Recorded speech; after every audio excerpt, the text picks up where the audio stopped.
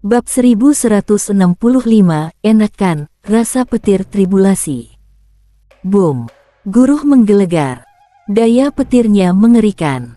Detik berikutnya, satu kilat langsung membelah langit, menebas ke arah Mubei. Mubei memacu jurus 5 petir mengguncang langit sampai batas tertinggi. Ia memanggil keluar pedang pemusnah tribulasi untuk membantu kekuatan 5 petir itu, lalu mengayun pedang dengan ganas menebas ke atas. Dua kekuatan itu bertabrakan. Bang! Mubei langsung dihantam masuk ke dalam tanah. Permukaan tanah dalam radius ratusan meter runtuh besar-besaran, batu-batu pecah terpental ke segala arah. 3 tarikan napas kemudian, Mubei baru merangkak keluar dari bawah tanah. Hariba di telapak yang memegang pedang robek, sudut bibirnya juga mengalirkan darah segar. Ini baru petir hukuman pertama saja. Meski tubuhnya dilindungi jurus 5 petir mengguncang langit, ia tetap terluka. Namun, ia sama sekali tidak terkejut. Semua ini sudah sepenuhnya ada dalam perhitungannya. Boom, boom, boom. Guruh terus menggelora tanpa henti. Saat ini, ruang dalam radius puluhan ribu meter menjadi gelap menekan.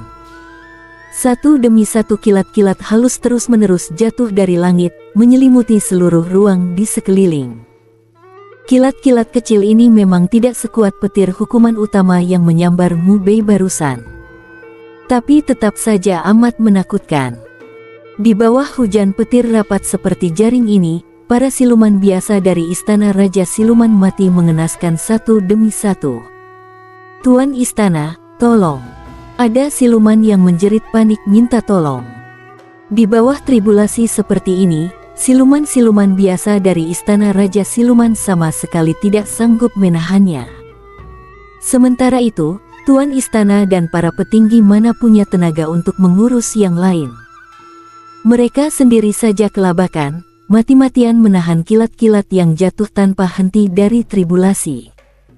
Dalam hujan kilat ini, para kuat ranah ke-40 dan ke-41 itu pun hanya dalam sekejap sudah terluka. Mubei menyeringai kejam, memandang Tuan Istana dan yang lain. Seru tidak? Tuan Istana dan yang lain kaget dan murka sekaligus. Wajah mereka memerah, dipenuhi rasa tertekan dan terhina. Mereka sudah menyiapkan segala sesuatu. Kekuatan mereka jauh di atas Mubei. Namun tak pernah terbayang, Mubei ternyata bisa memancing turun tribulasi langit, bahkan menyeret tribulasi itu untuk menghadapi mereka. Ini tribulasi langit. Di dunia ini, orang yang meminjam kekuatan luar untuk melawan musuh memang banyak. Tapi kapan pernah ada yang meminjam kekuatan tribulasi langit untuk bertarung? Boom! Petir kembali meledak, lebih menusuk telinga. Saat ini, putaran kedua petir hukuman utama mulai terkondensasi. Mubei menengadah sekilas, lalu menatap Tuan Istana dan yang lain. Sepertinya, bahan di sekitar kalian kurang banyak. Biar aku tambah sedikit. Ia langsung menerjang ke arah Tuan Istana dan para tetua. Begitu ia menerjang, pusat tribulasi pun ikut bergerak bersamanya.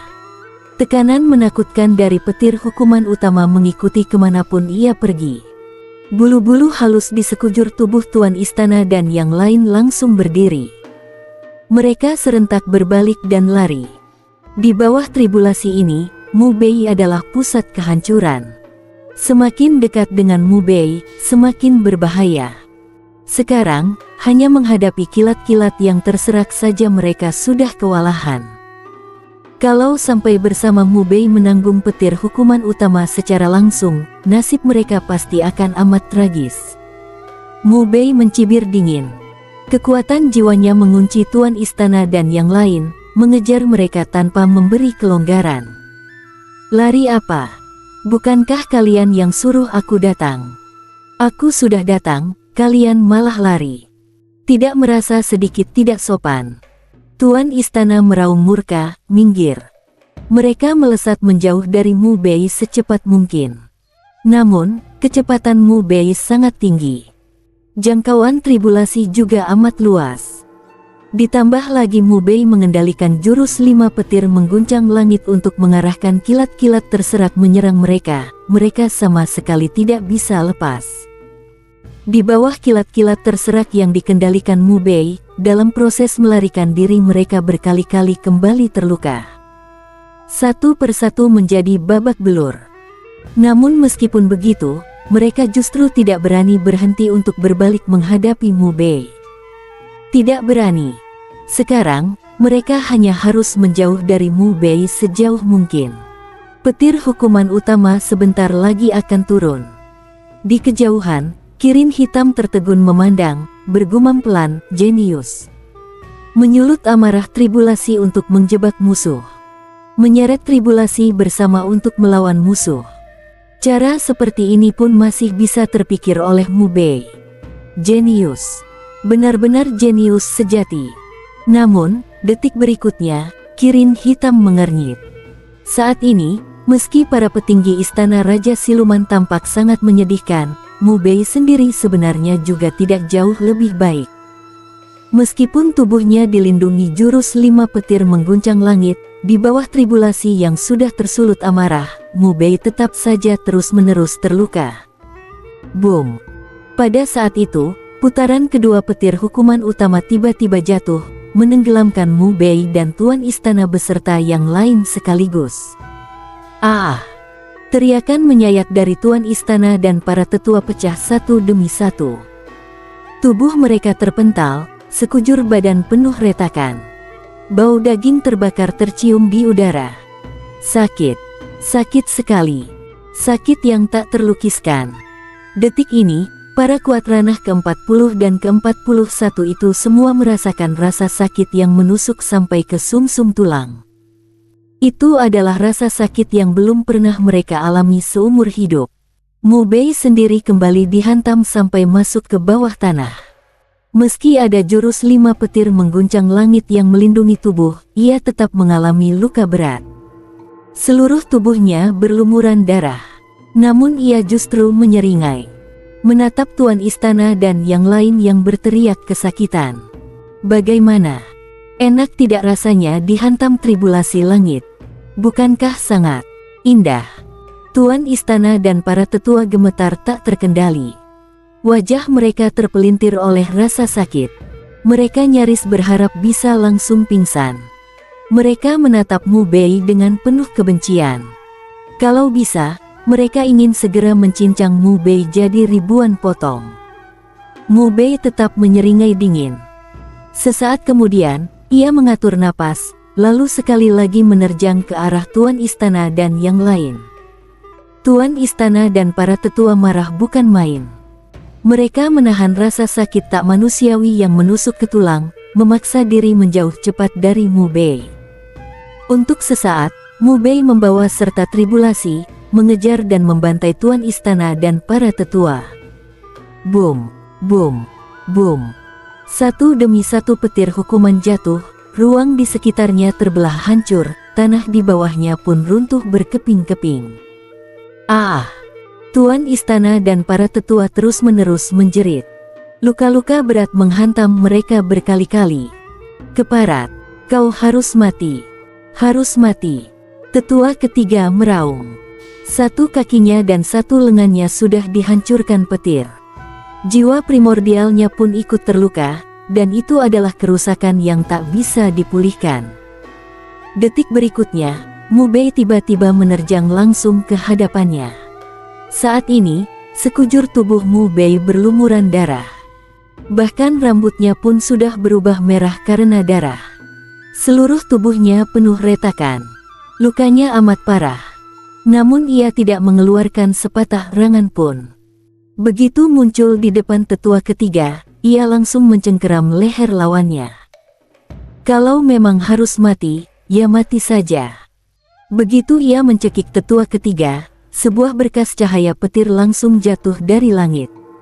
Diameter berkas itu mencapai ratusan meter. Petir hukuman utama. Kecepatannya mencengangkan. Wajah tetua ketiga seketika dipenuhi ketakutan. Lepas. Cepat lep. Berkas cahaya petir itu langsung menelan dia dan Mu Bei sekaligus. Ah! Dengan jeritan tragis, tetua ketiga dihantam sampai tubuhnya hancur berkeping-keping. Mati mengenaskan di tempat. Mu Bei sendiri dihantam sampai terlempar ke dalam tanah sedalam ratusan meter. Beberapa saat kemudian, ia merangkak bangkit dengan susah payah. Darah terus-menerus mengalir dari mulutnya. Lukanya makin parah. Tribulasi seluas 10.000 zang yang melingkupi langit saat ini memiliki daya hancur yang terlalu mengerikan. Namun ia sama sekali tidak gentar. Ia kembali menatap tuan istana dan yang lain, lalu menerjang ke arah mereka. Tuan istana dan para petinggi istana Raja Siluman kini juga sudah sangat menyedihkan. Di bawah tribulasi Mu Bei, mereka dipaksa ikut menyeberang tribulasi. Semua luka parah, sekarat. Rombongan itu mundur kalang kabut. Dalam proses mundur, Tetua Agung berteriak pada Tuan Istana, "Tuan Istana, panggil kehendak Raja Siluman leluhur." Tuan Istana ragu. Kehendak Raja Siluman leluhur. Itu adalah kartu truf terbesar milik Istana Raja Siluman. Kekuatan yang benar-benar bisa menghancurkan langit dan bumi. Namun, kartu truf ini hanya bisa dipakai sekali. Sekali dipakai, akan lenyap. Dan kalau mereka kehilangan kartu truf sehebat itu, di masa depan, masih ada berapa banyak orang yang akan takut pada Istana Raja Siluman. Melihat keraguan Tuan Istana, Tetua Agung buru-buru berseru, "Tidak ada cara lain, Tuan Istana. Kalau terus begini, kita semua akan mati. Kalau sudah mati, semuanya hilang." Tubuh Tuan Istana bergetar halus. Benar juga. Kalau tidak memakai kartu truf, kalau terus begini, mereka semua akan mati. Kalau mereka mati, memang sudah tidak ada apa-apa lagi. Detik berikutnya, ia menggertakkan gigi kuat-kuat. Tatapannya yang bengis mengunci Mu Bei. "Bocah keparat, kau memang pantas mati. Pantas mati." Ia mengibaskan tangan dengan ganas. Lukisan Raja Siluman yang tergantung di aula besar tiba-tiba muncul di tangannya. Ia mengangkat tinggi lukisan itu ke langit. Searah-searah segel siluman dengan dirinya sebagai pusat bergejolak, mengalir masuk ke dalam lukisan. Dengan hormat memohon Raja Siluman leluhur turun. Bab 1166, dia harus memanggilku Bibi. Weng. Lukisan Kaisar Iblis tiba-tiba memancarkan cahaya menyilaukan. Seiring gelombang cahaya itu bergolak, detik berikutnya, seorang gadis muncul di atas langit istana Kaisar Iblis. Gadis itu tampak berusia sekitar 12 tahun. Rambut hitamnya terurai seperti air terjun, namun sepasang matanya dalam dan tak terukur. Begitu ia muncul, gelombang ki iblis yang tak terhingga langsung menyapu keluar langit dan bumi seketika bergetar tak tenang, seolah dunia ini tak sanggup menanggung ki iblisnya. Di Cakrawala, lautan tribulasi petir yang menjulang seketika kehilangan suara. Guntur berhenti menggelegar, kilat tak lagi menyambar. Pusaran petir raksasa itu bahkan bergetar halus seakan punya kesadaran sendiri, seperti sedang ketakutan. Mata Mu Bei menyempit tajam. Kaisar Iblis leluhur. Kartu truf istana Kaisar Iblis. Ternyata adalah kehendak dari Kaisar Iblis leluhur itu. Ini. Apa Kaisar Iblis leluhur benar-benar turun? Itu eksistensi yang selama ini hanya ada dalam legenda. Di kejauhan, Hei Qilin dan Gan Zizeng serta yang lain juga merinding ketakutan. Semua terpaku dengan wajah ngeri. Gadis kecil yang tiba-tiba muncul di dalam istana Kaisar Iblis ini terlalu menakutkan. Seakan benar-benar penguasa antara langit dan bumi. Saat ini, sang tuan istana dan yang lainnya serempak berlutut. Mereka menunduk dengan sangat khidmat ke arah gadis kecil itu sambil berseru lantang, "Kami menyembah Tuan Kaisar Iblis leluhur. Kaisar Iblis leluhur. Inilah Kaisar Iblis leluhur." Guru terhormat dari pendiri istana Kaisar Iblis, eksistensi super dari 100.000 tahun lalu, sudah lama melampaui 12 dimensi. Ia bahkan menjalin hubungan yang sangat dekat dengan penguasa istana abadi. Sosok legendaris sungguhan. Bei. Pada saat itu, tatapan Kaisar Iblis tiba-tiba menancap padamu. Mu Bei langsung merasa seluruh dirinya seakan dilucuti. Segala rahasia seketika tertelanjangi. Rasa dingin naik sendiri dari telapak kaki sampai ke kepala. Detik berikutnya, Kaisar Iblis sudah berdiri tepat di hadapannya. Sudah sebesar ini rupanya. Menatap Mu Bei, sorot matanya luar biasa lembut. Begitu melihat Mu Bei berlumuran darah, tubuhnya penuh retakan, di mata gadis itu muncul seberkas rasa iba. Ia mengangkat tangan. Sebuah lingkaran cahaya menyelimuti Mu Bei. Dalam sekejap, seluruh luka di tubuh Mu Bei sembuh tuntas. Mu Bei melongo di tempat, menatap Kaisar Iblis leluhur di depan mata dengan tatapan tak percaya. "Senior, Anda." Tadinya ia mengira, Kaisar Iblis leluhur yang dipanggil keluar oleh istana Kaisar Iblis ini akan langsung menghapusnya dari dunia. Tak terpikir sama sekali, pihak lawan justru menyembuhkan lukanya. Tuan istana dan yang lainnya juga agak linglung. Sesaat kemudian, Tetua Agung membuka mulut. "Tuan Kaisar Iblis leluhur yang tak tertandingi, dia adalah musuh istana Kaisar Iblis, bukan teman kami.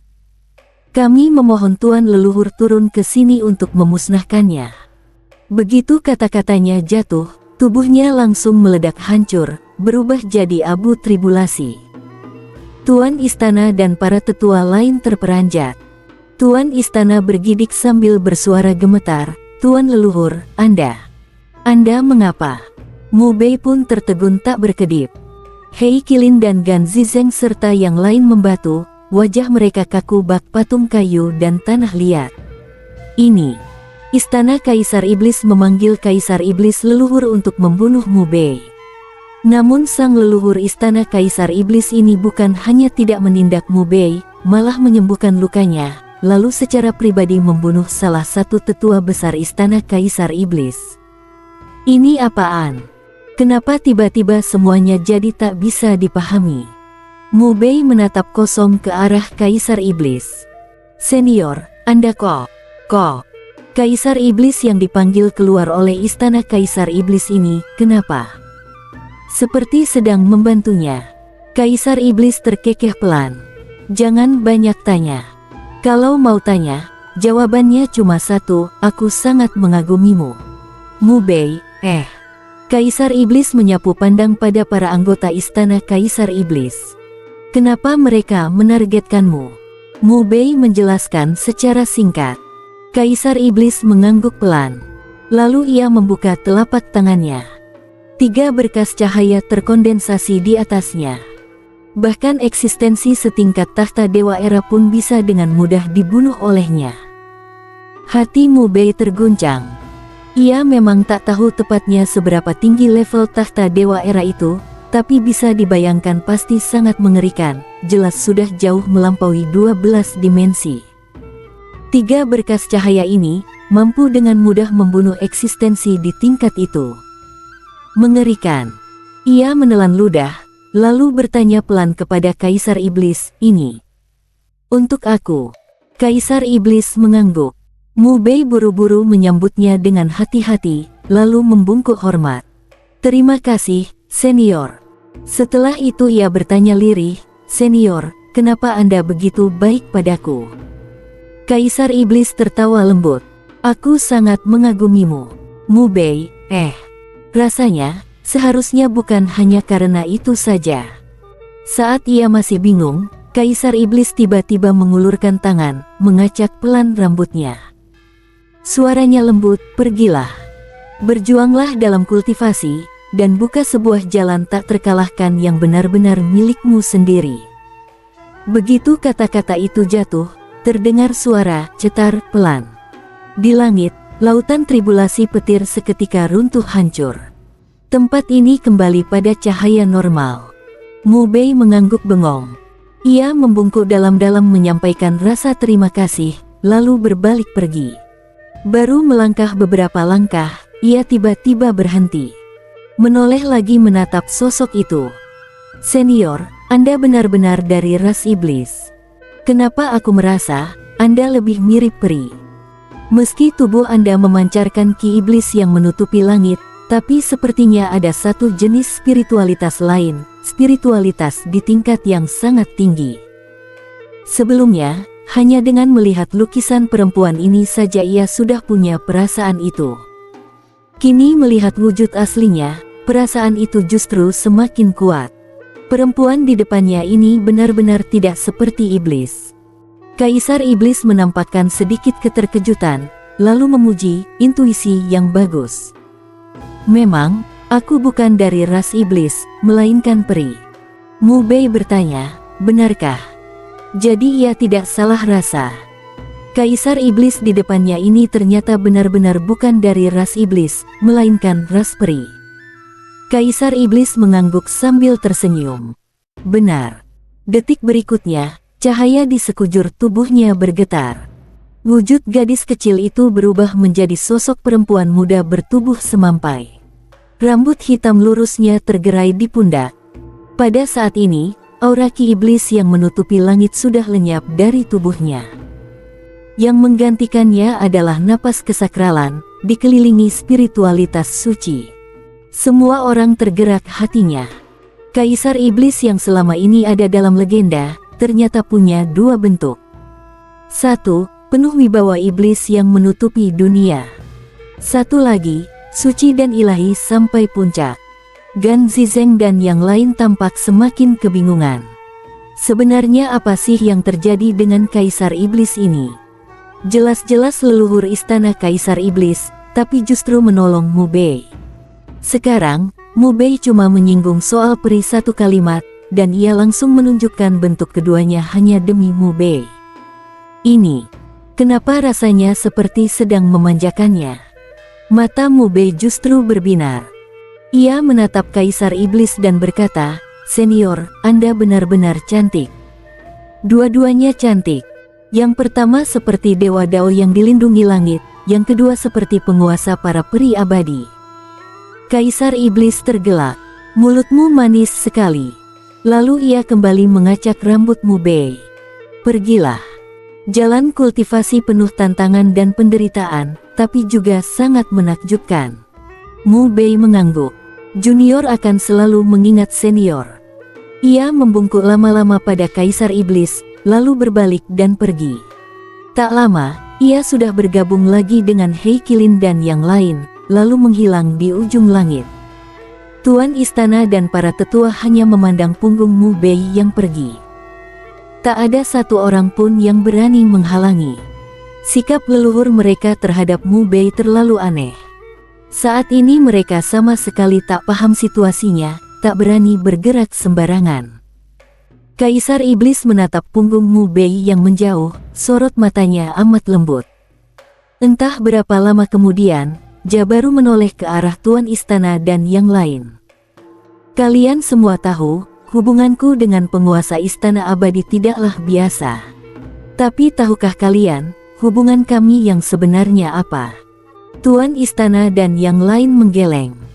Dengan hormat mereka menjawab, "Mohon tuan leluhur memberi petunjuk." Kaisar Iblis berkata tenang, "Dia adalah kakakku." Tuan istana dan yang lain terkejut besar, lalu seketika amat bersemangat. "Kakak." Penguasa istana abadi, Sang Lin Tiandi yang tak terkalahkan itu, ternyata adalah kakak kandung leluhur mereka. Sebelum ini, semua orang mengira hubungan leluhur dengan Lin Tiandi paling jauh hanya sebatas sahabat. Tak disangka ternyata saudara kandung. Saudara kandung. Berikutnya, begitu mereka mengumumkan hubungan ini ke seluruh dunia, sikap tak berhingga banyaknya dunia terhadap mereka pasti akan berubah total. Bukan lagi sekadar tak berani menyinggung, melainkan di samping tak berani menyinggung, masih akan berusaha sekuat tenaga untuk menjilat dan menjalin hubungan baik. Setelah ini, uang, pil, dan berbagai sumber daya lain yang dibutuhkan untuk kultivasi pasti akan terus mengalir. Keluarga-keluarga besar dan sekte-sekte raksasa akan berlomba-lomba mempersembahkan segalanya. Para jenius dan monster berbakat di dunia akan saling sikut memperebutkan posisi untuk bisa masuk ke istana Kaisar Iblis. Karena mereka terkait dengan Lin Tiandi itu. Lin Tiandi, penguasa istana abadi, legenda di atas segala legenda, eksistensi tak terkalahkan sejati. Sekali saja bisa berkaitan dengan eksistensi seperti itu, kedepannya mau tidak kuat pun sulit. Bisa dibayangkan, istana Kaisar Iblis mereka pasti akan bangkit. Nama mereka akan mengguncang dunia. Kaisar Iblis memandangi mereka. Senang, bersemangat. Tuan istana dan para tetua tak tahu harus menjawab apa. Mereka hanya bisa kembali memberi salam hormat sedalam mungkin. Pada saat seperti ini, mereka merasa harus menjaga wibawa dan sikap terhormat. Detik berikutnya, Kaisar Iblis kembali menoleh ke arah Mu Bei pergi. Kalian tahu siapa dia? Mereka semua tertegun.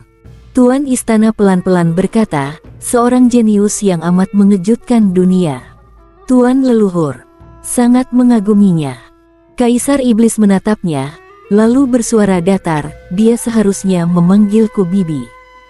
Tubuh tuan istana dan semua tetua bergetar hebat.